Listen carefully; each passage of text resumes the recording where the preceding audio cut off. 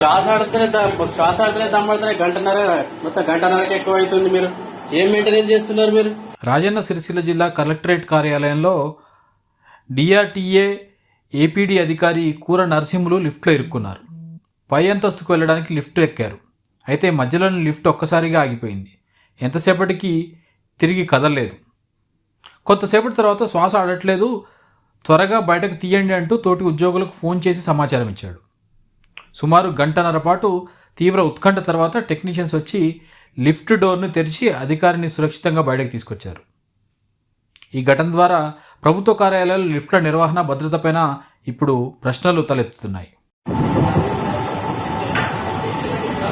శ్వాస ఆడితే దమ్మడితే గంటన్నరకి ఎక్కువ అవుతుంది. మీరు ఏం మెయింటెనెన్స్ చేస్తున్నారు? మీరు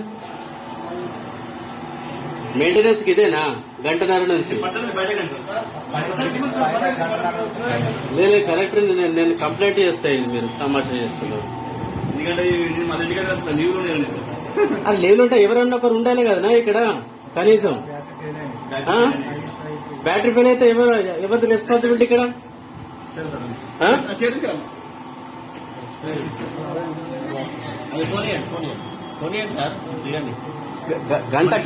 గంటకి ఎక్కువ, మొత్తం గంటన్నర.